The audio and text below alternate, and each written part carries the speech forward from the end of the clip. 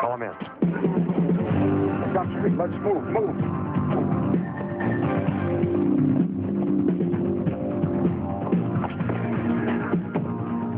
Chuck Norris plays a Chicago detective caught in the middle of a drug war in Code of Silence.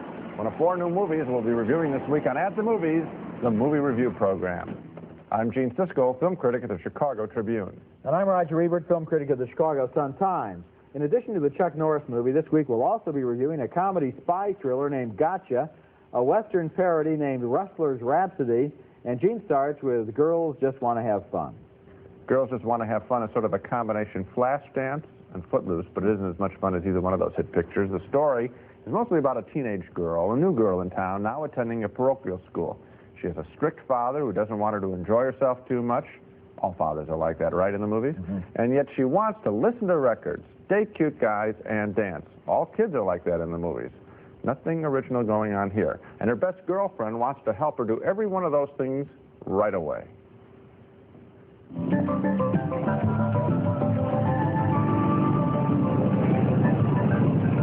Oh, no, oh, my God.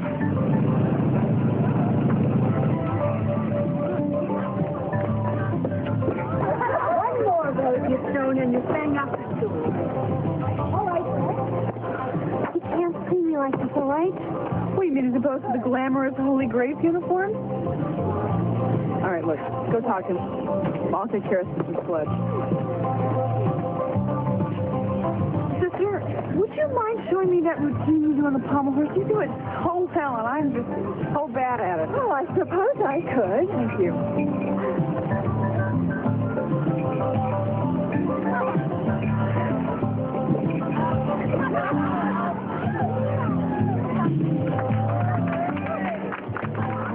Now, that guy there in the leather jacket likes to dance, too. And the rest of the movie is about the 2 of them competing to become regular dancers on a pop music TV show. I can't believe that in 2 weeks I'm going to be dancing on DTV. I bet I get hit by a car. What? No, things are going too well. I mean, besides DTV, I have a best friend. And I mean, I never dreamed in a million years that I would have a boyfriend. Who's this boyfriend? Oh, no, I mean, I didn't mean to. Oh, God. Look, if you talk to your boyfriend, you're just going to have to tell him tough luck. Because you're going to be with me every night this week. So we're in this thing together, huh? You sure are. She has one thing going on in that scene. This is the way she acts. Oh, why can't they act tough? And they had the model in Flashdance, you see. Jennifer Beals was strong and exciting, so why go namby-pamby? That's the old days. Let's get some strong young women in the movies again.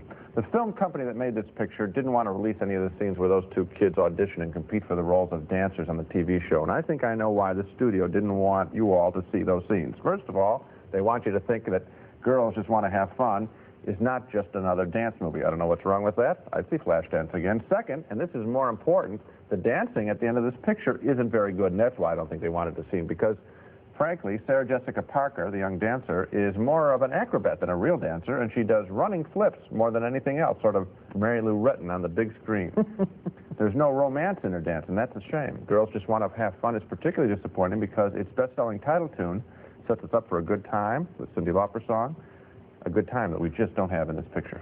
You know, if I were looking at an ad in the paper or on television for a movie called Girls Just Want to Have Fun, I would think Cyndi Lauper. I would say, is she in the movie? Right. Is it about girls like her? Right. Is it about kind of trashy punk sluts, or isn't it, you know? And it turns out to be about kids from what is allegedly a suburb of Chicago, although the whole movie was shot in Los Angeles except for a couple of shots of the lakefront.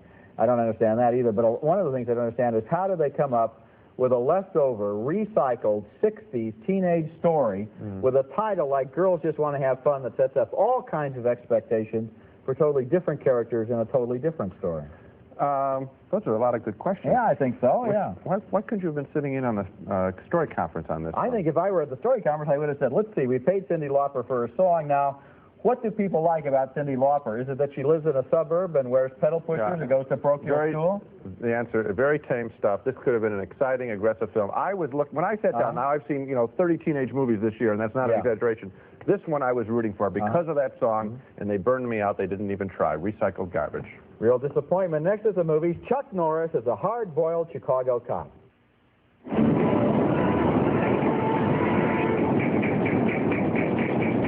Code of Silence, and it stars Chuck Norris, the former kickboxing champion who started out in great zilch kung fu movies. He developed a lot of fans and has recently worked his way up to some pretty good films, including this one. In Code of Silence, Norris plays a Chicago cop, an honest cop, who gets messed up with a mafia, drug dealers, gang warfare, and a mobster's kidnapped daughter who is innocent and who he's trying to protect. Like all Chuck Norris movies, this one has a lot of action. It also has some spectacular stunts and some great use of locations, like this scene, which was shot on top of an elevated train crossing the Chicago River.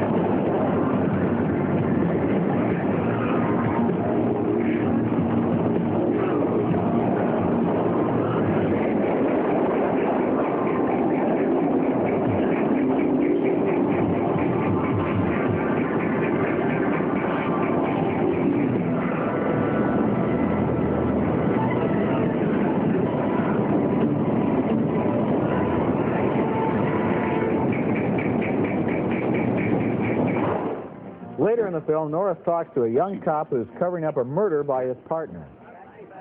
Look, pal, give me another Southern Comfort, will you? Now, I really want to be a good cop. Sometimes I get so scared, you know? Only a fool doesn't get scared. So easy for you. Like you got all the answers, you know? But for me, I don't know.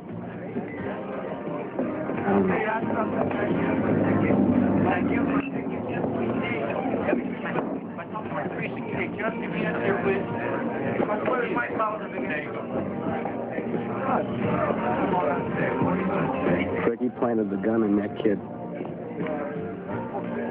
He just wasted him. Blew him away. And then I went right along with my partner. Now I don't know what I'm going to do about that hearing tomorrow. Tell the truth. See? You make it sound so easy. Chuck Norris has some of the same appeal there, I think, as Clint Eastwood, who was kind of a taciturn sort of exterior and a feeling of great strength. Code of Silence is remarkable mainly because it does exactly what a thriller is supposed to do, and these days, that's remarkable. It gives us interesting characters, it tells a good story, it has great stunts and great action sequences, and I think that's what we want when we go to see a thriller. Chuck Norris is good in this movie because he doesn't grandstand. He plays a tough cop who doesn't make speeches. This movie's like a machine to show us how a good thriller can work, and it works so convincingly that by the end, when Norris has called in an automated armored tank as his secret weapon, and these movies always seem to end with the hero bringing in some previously undisclosed weapon or gun of some sort. Well, we know that this tank doesn't exist in the real world, but somehow that doesn't even feel like a gimmick in the movie because Norris has made his own character so believable. I like this movie. I was surprised by it. Yeah, I was surprised by it too, because frequently in Chuck Norris's pictures, the good and the better than, the good, the bad, and the lousy, what's happened is the action stops so he can show off his kung fu kickboxing, because he thinks that's his main strength. Well, I think he should realize now after this picture, and I guess he has realized, he doesn't need to rely on that anymore. He can be a good, serviceable action hero, reminding me more, frankly, of Steve McQueen because of his stature than Eastwood. And what he does here well is he plays a part of a city story. He's one of the cops on the force, and it looks a little bit like The French Connection, which is the best at doing that, of feeling really gritty. And I thought that the film had a lot of reality to it, and that it didn't have to stop for that kickboxing, which always comes out of left field. I did too. The last thing I expected after having seen the last couple of Chuck Norris movies, which are Missing in Action 1 and 2 and so forth, where he does all of that karate stuff for 15 minutes on end. And forget the reality. Forget it. In this movie, the last thing I expected was a realistic, convincing, compelling big city story. Part of the credit probably has to go to Andy Davis, the director, who has made here a good movie, done himself a service, and done Chuck Norris a service too, because I think this movie is Norris's launching pad into more mainstream types of roles. Yeah. And that's why I wished, actually, that they hadn't brought on the big machine gun at the end. Yeah. Because they didn't need it, because it would have been gritty. It would have ruined the French Connection. It cripples this film a little bit, too. Coming up next at the movies, an American student vacationing in Europe finds that East Berlin is no place for a vacation.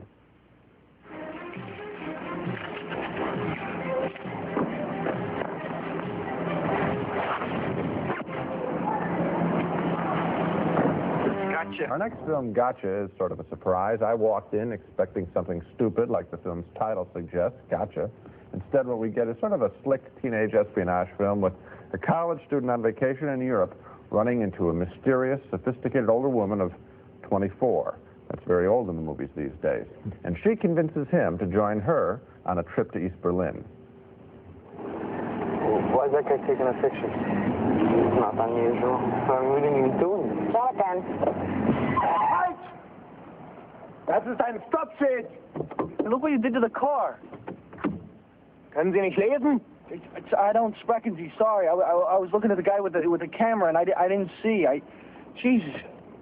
What did you say? I didn't say anything. Did you say a curse on me, maybe? No, I didn't. Show me your passport.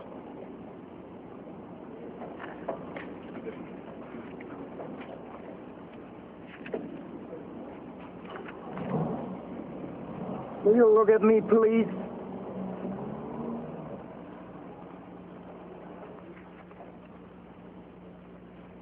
What is your purpose to visit the DDR? Nothing. Nothing? Nothing. Tourist. Tourist? Well, then, welcome to the DDR. While they're in East Germany, she uses him as a courier for some top-secret microfilm, so that once he's back home in the United States, suddenly he's being chased by communist secret agents. Where are we going? You're on my turf now. It's he, through that. It's he, some noise.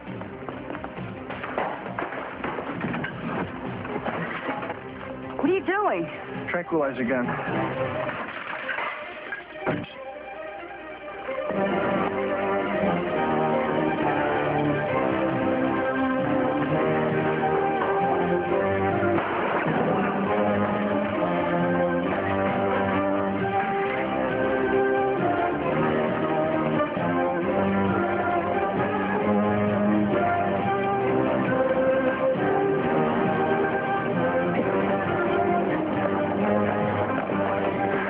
Down to the bottom of the hill. Go call your friends.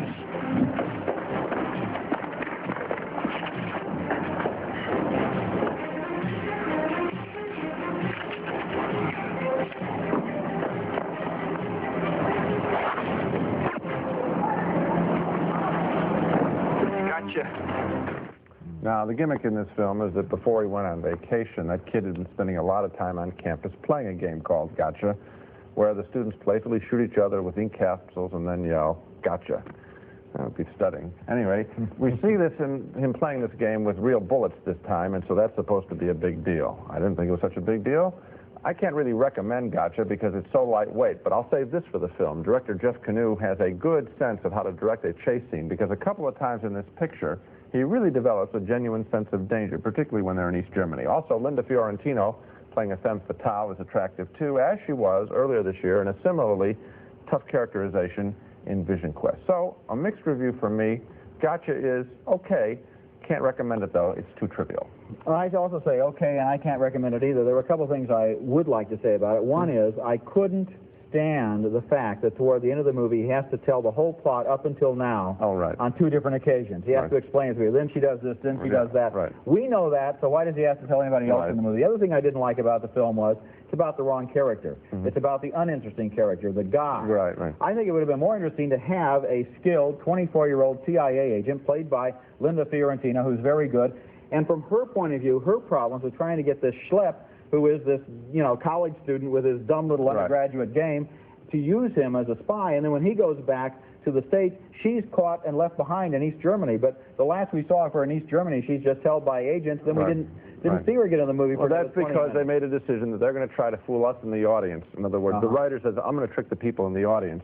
As opposed to, much more difficult, all you have to do that is withhold information. Much more difficult to write an interesting character, the woman character, and write her fully. And that's what wasn't done. I think you're right. But once again, there's this, I don't want to sound like a feminist, but let's make the movie about this guy, and then he meets this beautiful girl. Well, if you look at the two characters, the girl is the more interesting character. Let's have the movie be about her. Next, how about that? Next at the movies, a movie that could just as well have been called Blazing Saddles 2. This is the West, Pat. People are arbitrarily shot to pieces left and right. I mean, it is all so violent. Our next movie is a comedy western named Rustlers, Rhapsody, and in the great tradition of all too many comedy westerns, this movie is neither a comedy nor really a western, at least not successfully.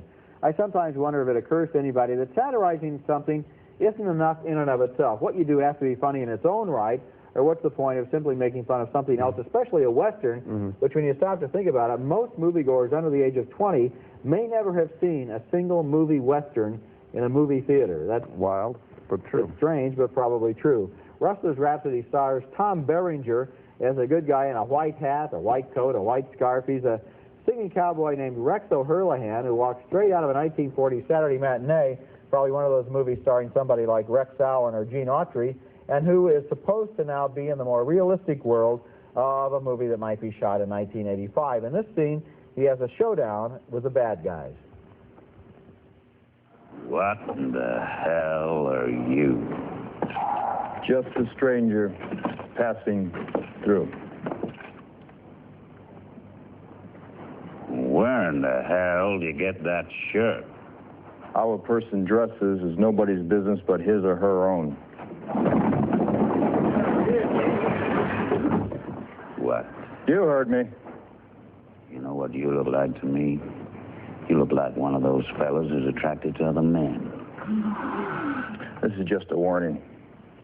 If you or your men draw on me, I'll shoot each man in the hand. In the hand? That's right. Not in the face or the chest? Nope. I don't like the idea of getting shot in the hand. Then go home, Blackie. Go home? That's right. Go home? Yeah, and see someone about your hearing. Draw your gun, Prairie Fairy. I never draw first. Well, hell, that's no problem. After he's shot, they bring him back to the living room of the local villain played by Andy Griffith. You and Blackie dated? Dated? Oh, Daddy, we did everything together. Everything. Oh, my God. I knew the real Blackie. Oh, Daddy, he could feel. He could touch. Oh, my God. Take care of her, man. No, not that. Take her upstairs is what I meant. Gee whiz. Now, I've got to admit, there are some funny moments in Rustlers Rhapsody, like the standing joke about the drink that's always served with a human hair in it. At some bar. That is a very funny gag. Yeah, and the time that Rex tells his horse to go tell the mule what happened. But this is a real slow movie, and for one long stretch, toward the end of the film, it just seems to come to a dead halt while Rex stands next to his campfire and he engages in this long series of endless and pointless low-key conversations with his sidekick and with a couple of local cowgirls, and people are wandering in and out of the sagebrush for desultory conversation.